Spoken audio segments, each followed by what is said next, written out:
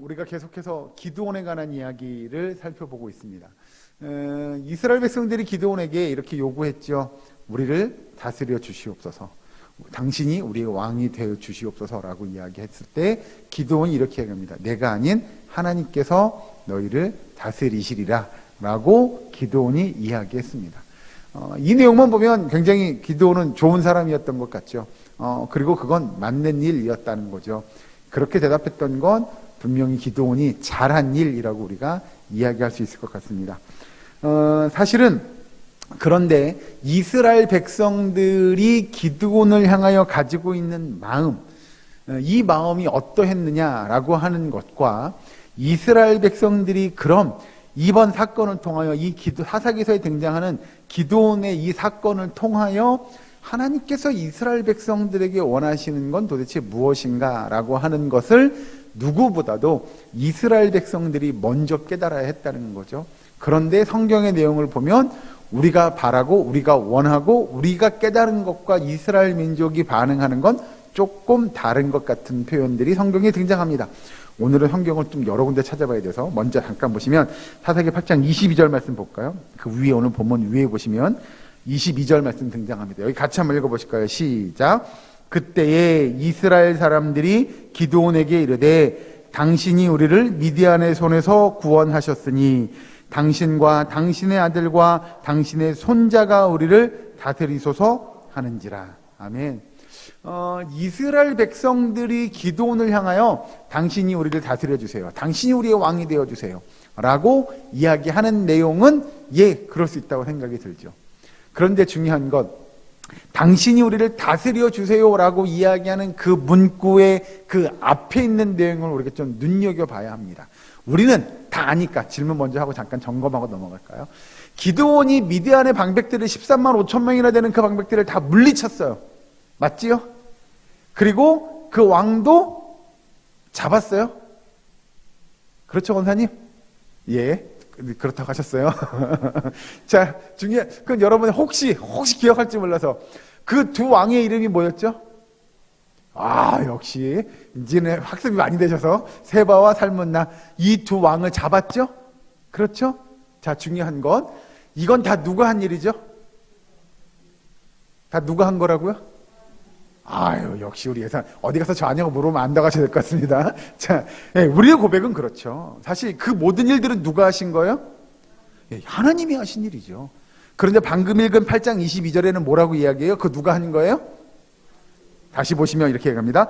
그때의 이스라엘 사람들이 기드온에게 이르되 당신이 우리를 미디안의 손에서 구원하셨으니. 즉 그건 다 누가 한 거예요? 기드온 당신이 한 거잖아요. 라고 이스라엘 백성들은 누구를 바라보냐? 기드온을 바라보고 있다는 거죠. 사실은 이스라엘 백성들이 고백하는 건 누구라고 고백했냐면 그 모든 일들을, 이 모든 일을 이루신 건 누구예요? 여호와 하나님이십니다 라고 그들이 고백했어야 했고, 사실 기드온도 이스라엘 백성들에게 내가 아닌 여호와 하나님께서 당신들을 다스릴 겁니다 라고 이야기하는 기드온이었다고 한다면 사람들이 자기 앞에 와가지고 당신이 우리를 미디안의 손에서 구원해냈습니다 라고 이야기할 때 뭐라고 표현했냐면 전 아니에요.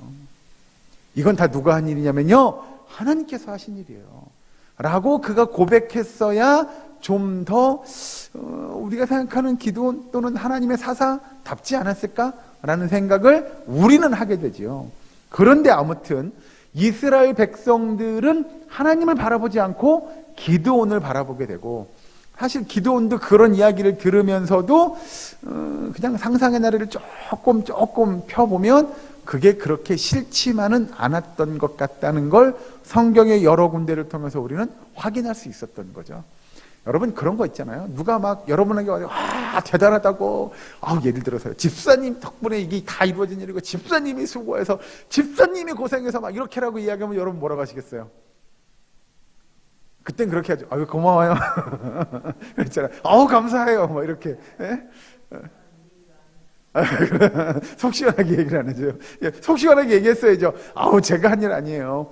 우리 모두가 한 일이고요. 하나님께서 하신 일이에요. 라고 우리는 고백해야 마땅한 일인데, 그렇게 하지 않는 걸 보면 기드온도 웬만큼은 이렇게 조금 으쓱한 뭐 이런 거, 그런 게 있지 않았을까라고 우리가 상상해 볼 수 있을 것 같습니다. 자, 그렇게 기드온을 통하여 하나님이 이스라엘 백성들을 구원하신 그 대가가 이렇게 나타나고 있는 거죠. 뭐냐면 그 영광을 기드온이 받고 있는 거예요. 당신이 한 일이잖아. 당신이 우리를 미디안의 손에서 구원해 내셨어요. 이렇게 이야기해요.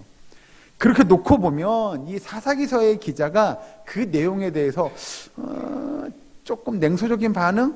좀 요즘 제가 영어 잘 좋아하진 않지만 적당한 표현이 시니컬한 반응? 이런 게 등장하는데 밑에 가서 좀 보실까요? 8장 34절 넘어갑니다.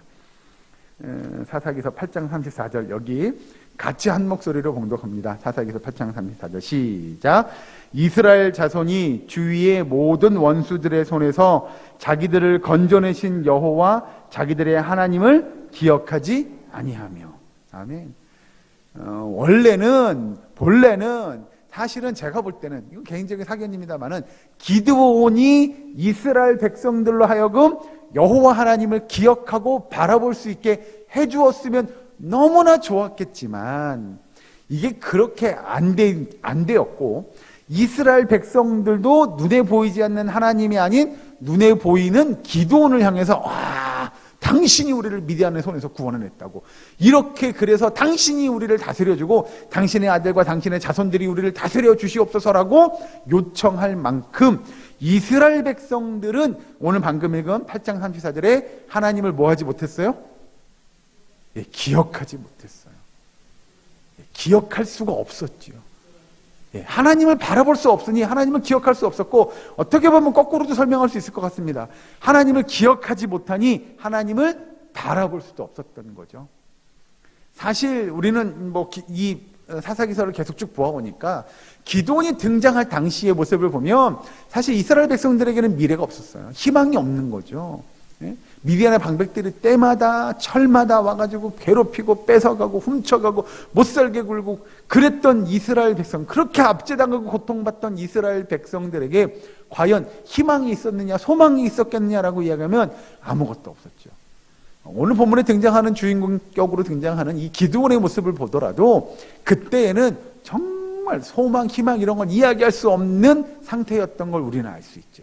그래서 몇 번 이야기했지만 그 포도주 틀에서 타작, 이게 대단한 타작하는 것도 아니고 이렇게 떨어서 먹을 정도로 그런 일들을 했던 그런 모습을 보였던 기드온의 모습을 본다면 기드온도 사실은 희망이나 소망을 가질 수 없었던 인물이라고 볼 수 있을 것 같습니다.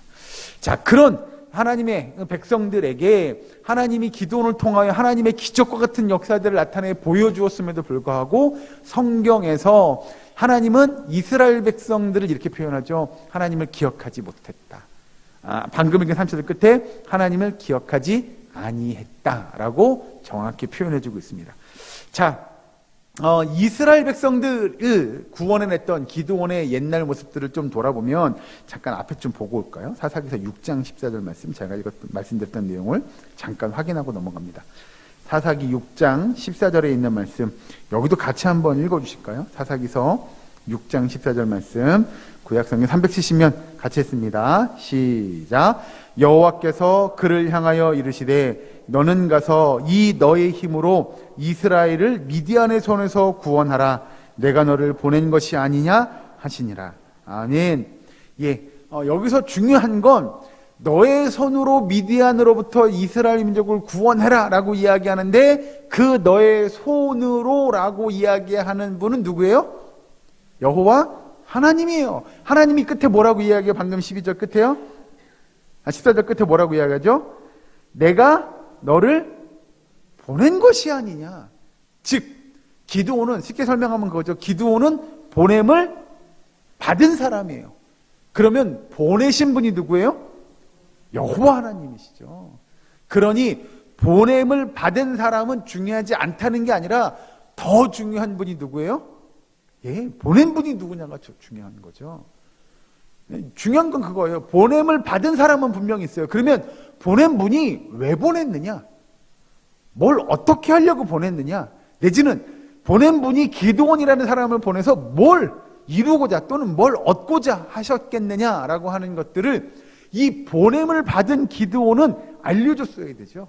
여러분, 제가 하나님으로부터 보냄을 받았어요. 왜 보냄을 받았냐면요, 하나님이요 여러분들에게 이렇게 하라고, 이런 것들을 알려주라고 저를 보내주셨어요 라고 하는 것을 알려줬어야 되는데, 기도원의 내용을 이렇게 보면 보냄을 받았을 때 또는 보냄을 받는 그 과정들을 보면 예, 맞아요, 보냄을 받는 게 확실하죠.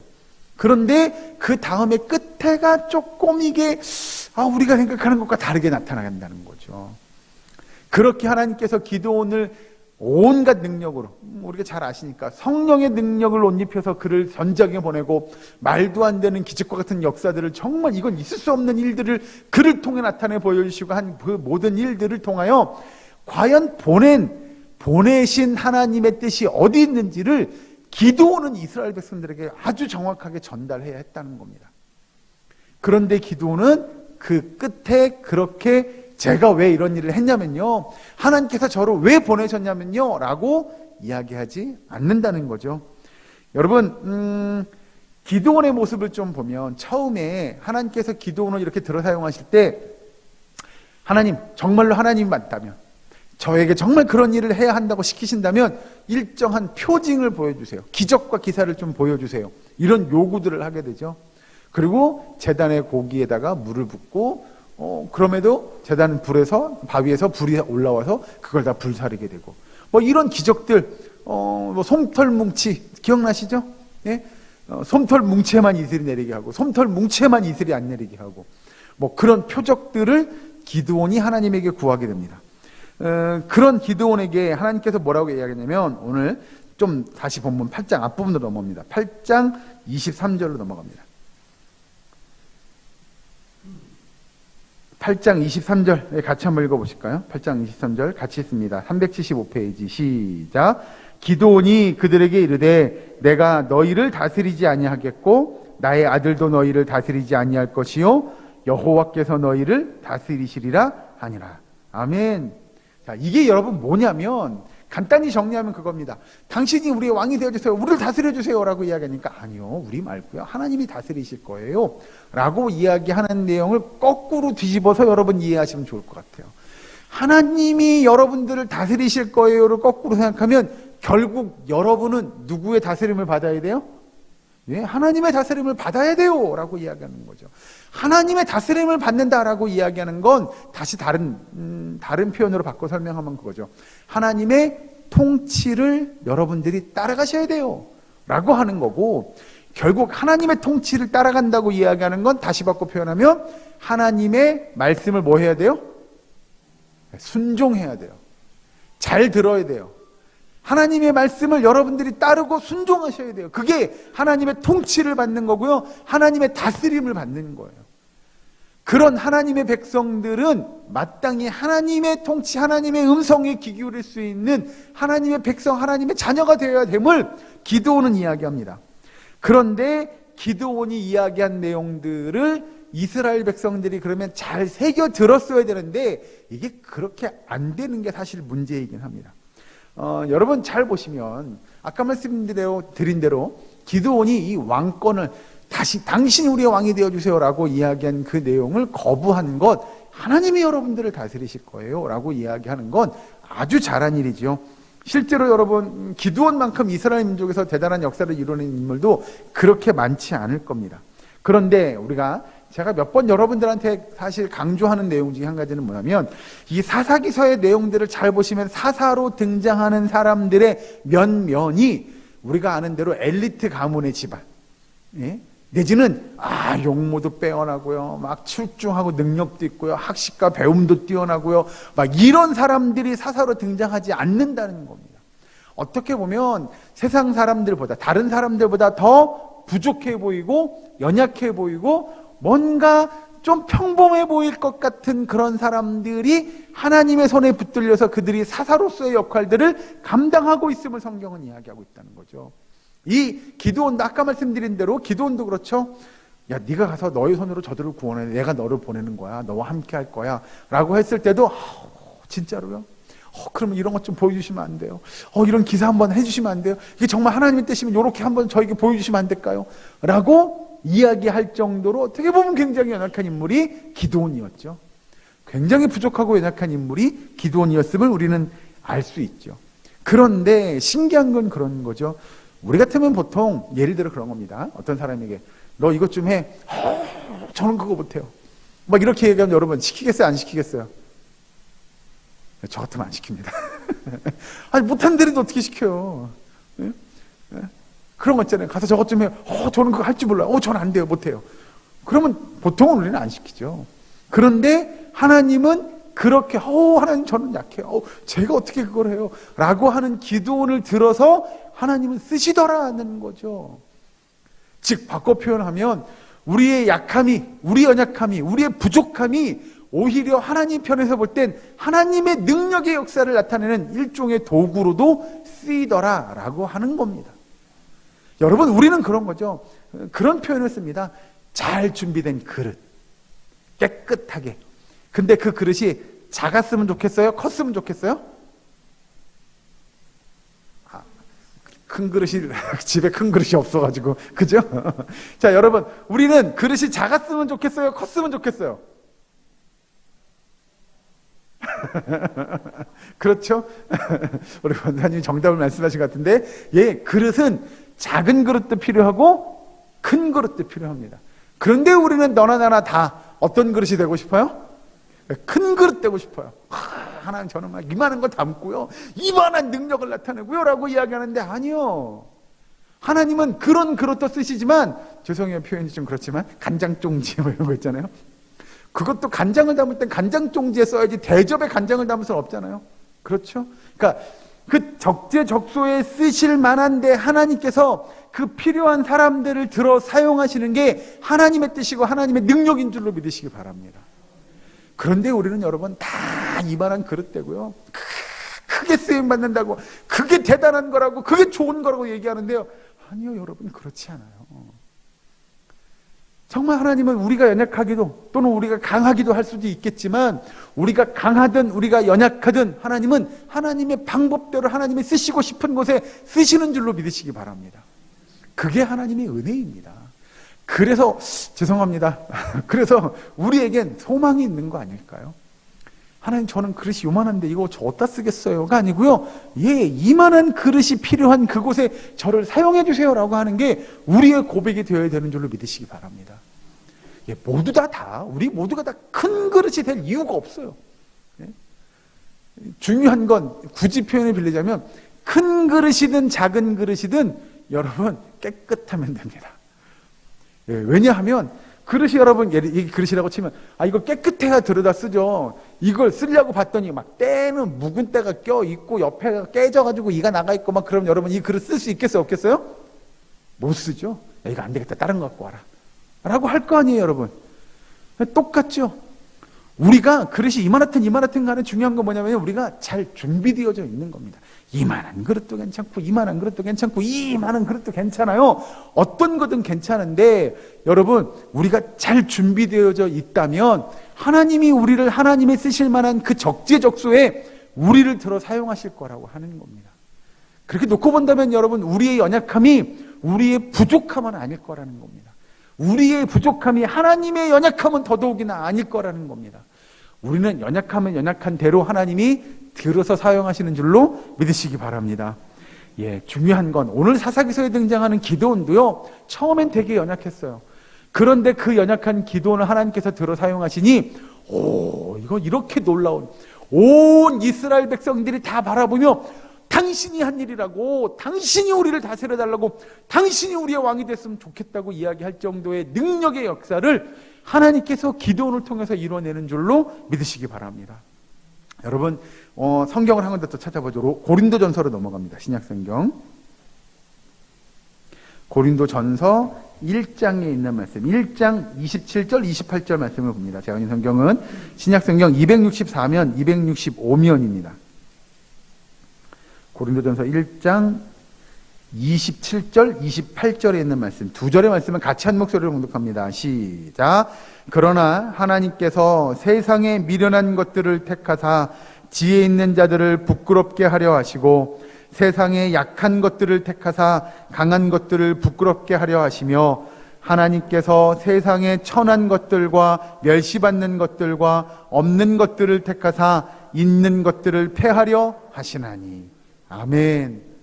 예, 이 말씀이 저와 여러분에게 큰 위로가 되는 줄로 믿습니다. 예, 여러분 혹시 그런 복음성가 기억하시는지 모르겠습니다. 제 기억으로는 제가 초등학교에서 중학교 올라가던 시절이니까요, 한 40년 정도 됐던 것 같아요. 조금 모자른 것 같기도 하고요. 그때 그런 송명희 시인 들어보셨습니까? 예, 그분이 쓴 아주 유명한 시를 곡을 붙여서 복음성가로 만들었는데 뭐라고 하냐면, 나 가진 재물 없으나, 나 남이 가진 지식 없으나, 나 남에게 있는 것. 그런 찬양, 그런 가사를 거기에 쓰게 되죠. 언젠가 제가 이제 중학교 올라가서 그 송명희 그 시인이 교회를 이제 초대를 해서 문학의 밤 이때 한번 방문한 적이 있어요. 어머니하고 같이 오셨는데요. 이건 통역이 없이는 도저히 못 알아듣겠더라고요. 예, 말이 좀 어눌하세요. 거의 그때만 하더라도 전신이 지체부자유자예요. 그런데 그가 그런 가사를, 그런 시를 적습니다. 나 남이 가진 것은 없으나. 우리의 고백이 그런 고백 아닐까요, 여러분? 별반 다르지 않을 것 같습니다. 여기 이야기하는 대로 고린도서 1장에 나온 대로 세상의 미련한 것들을 택하시고 세상의 약한 것들을 택하시고 하나님이 세상의 천한 것들과 멸시받는 것들과 없는 것들을 택하신 이유는 우리가 그렇게 세상에 정말 보잘것없는 우리의 존재일지 모르나 하나님은 그런 우리를 들어서 사용하시는 줄로 믿으시기 바랍니다. 그래서 우리로 하여금 하나님의 구원의 기적의 놀라운 역사들을 이루어내는 줄로 믿으시기 바랍니다. 여러분, 그래서 오늘 본문 말씀 끝에 보시면 사사기서 8장 28절에 보면 이렇게 이야기합니다. 기드온이 사는 40년 동안 그 땅이 평온하였더라 라고 이야기합니다. 이 기드온의 연약하고 부족한 그 기드온이 주님의 부름에 헌신함으로 그 땅에 40년이라고 하는 그 평안의 시간이 주어졌음을 성경은 우리에게 이야기합니다. 여러분, 이스라엘 백성들에게 사실은 기드온만큼 대단한 사람은 없었을 겁니다. 그러니 왕이 되어달라고 이야기했을 것이죠. 그러니 성경의 내용을 보더라도 기드온만큼 대단한 능력의 역사를 이루어낸 용사가 그렇게 많지 않을 겁니다. 그런 기드온도 처음에는 너무나도 연약했고 너무나도 부족한 사람이었습니다. 여러분, 오늘을 살아가는 우리의 삶을 좀 돌아보셨으면 좋겠습니다. 여러분의 삶은 어떻습니까? 성경에서 이야기한 대로, 고린도전서 이야기한 대로 우리에겐 정말 보잘것없고 부족한 것들로 넘쳐나는 저와 여러분의 삶이 아니기를 바라는데요. 그죠? 아니었으면 좋겠는데 돌아보면 온통 부족한 것, 투성이인 것이 우리의 삶 아닐까요? 완벽하지 못한 우리의 인생, 우리의 삶. 어떤 때 보면요, 그런 거 있잖아요.